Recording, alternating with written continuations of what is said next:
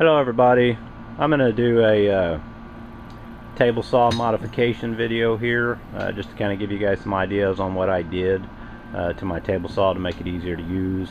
This is primarily based around having a really small shop, and I don't use it all the time. So with the cast iron tables on the saw, I took them off all the time and took off the fence rails just so I could make a smaller footprint to store the saw. And it took a while. It'd take 15-20 minutes to set up the saw and get everything adjusted right, and I didn't like that. And what I did when I was actually doing that was I would take the wings off, and I put two bolts here and here, and I would hang the wings right here, which like I said, gave the saw a smaller footprint. So I did add a roller mobile base to it, which made things nice to move around. I've had this for years. I think I picked it up at Sears. I don't even recall how much it was, but like I said, I didn't like having to take the wings off and do all that action. So what I ended up doing, you can see that they're on right now, is I actually put in two standard door hinges here and one back here on both sides, and it is held up with this single bolt here. So in order to lift the table or lay it down, no tools are required with this. I just lift up on the table a little bit and I can get this bolt out, and then the table will swing down, and I'll show that in a moment. And to do that, I also wanted to do it on this side, but the rail system of course is bolted onto there and up here. So what I did to remedy that, once I got everything kind of mocked up and I put it together, if you can see, I cut the rail on the front and the back, so now it will lay down folded down with the rails here, and these will stay intact on the main part of the saw. I believe I had to drill one hole in the wing to hold it up because it spanned across the whole area, and that one, I believe it was this one here. So I'll put these down in a minute and show how nicely they fold down. I can't do it right now because I have the camera.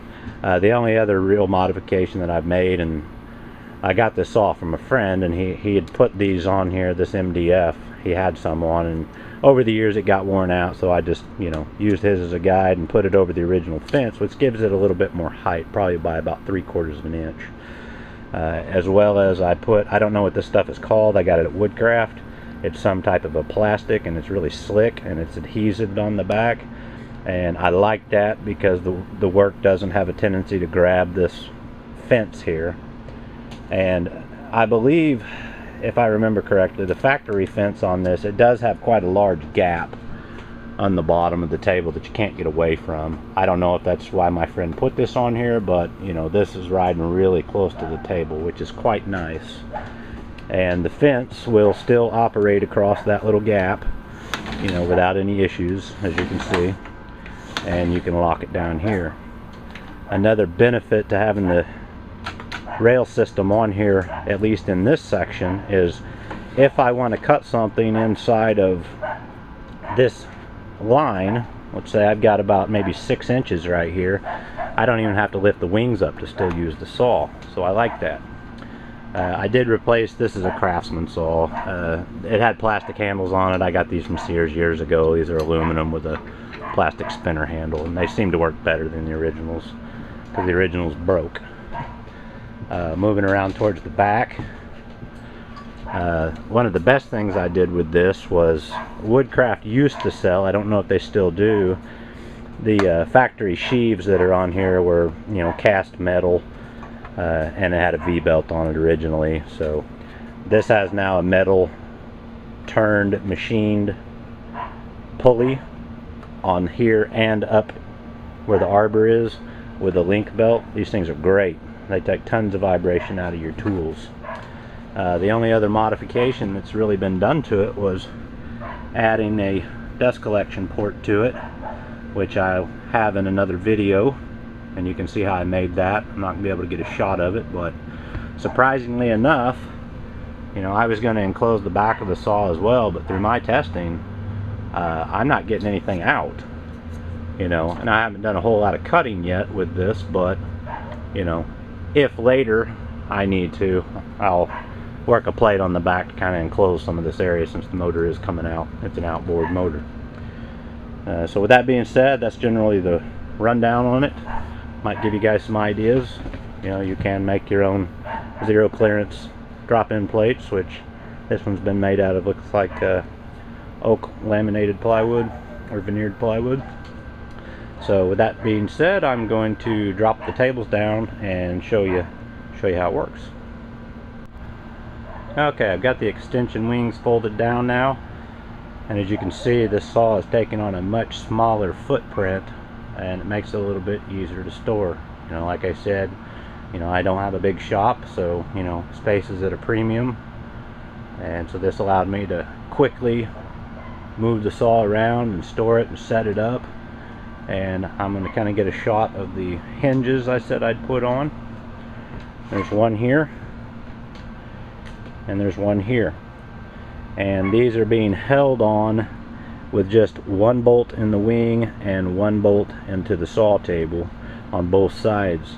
Now, I made custom bolts here for this. You may be able to find some, you know, countersunk holes, countersinking bolts that you have, you know, to make this work on your saw. But in my case, since I have a metal turning lathe, I just got some regular bolts and, you know, kind of machined the head off and put them in, and they work great. So now you can see that, you know, to set it up, sorry about the camera, these things are kind of heavy.